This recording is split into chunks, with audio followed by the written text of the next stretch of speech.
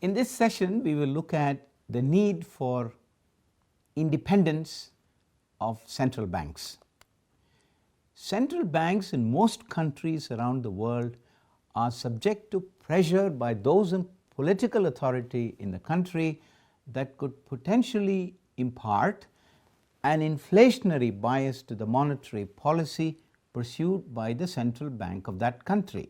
An independent central bank, that is one that is insulated from political pressures, is more likely to work on long-term objectives like price stability, stable exchange rates, and so on. This independence of central banks is fundamental to well-functioning economies because those in political authority, that is, those who run the government, almost always tend to pursue expansionary policies such as increasing employment, lowering interest rates, particularly as the country heads towards parliamentary elections.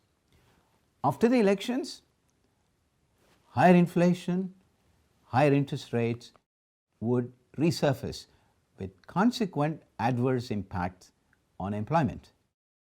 Central banks that are under the control of the finance ministry or the exchequer or the treasury, as they are known in some countries, could willy-nilly make that cycle more pronounced, which obviously is not in the best long-term interest of the country. You will already be aware of the famous equation proposed by Irving Fisher.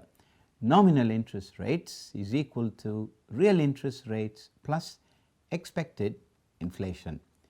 Fisher equation suggests that excessive borrowing by the government would inevitably increase real interest rates in the country.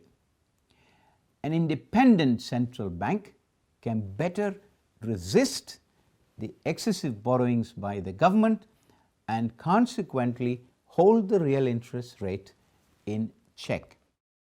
Similarly, an independent central bank can caution the government on inflationary pressures arising from mismatches in the demand and supply of goods and services in the country, as well as control money supply to contain inflation.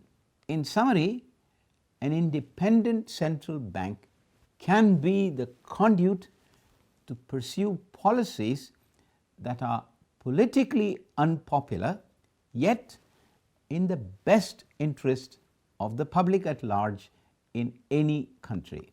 The case against an independent central bank also revolves around some equally forceful arguments.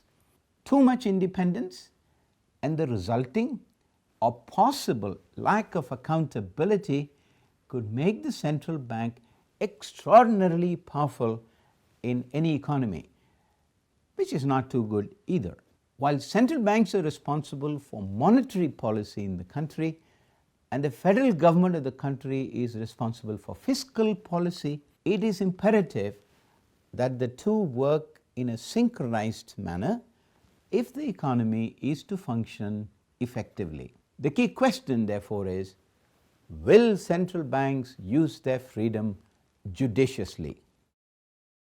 Public support for independent central banks has been growing in most countries given a huge stack of empirical evidence that establishes a direct correlation between the independence of central bank and the level of inflation and the consequent interest rates in the country. This brings us to the end of our discussion on regulation, monetary policy, and the need for independence of central banks.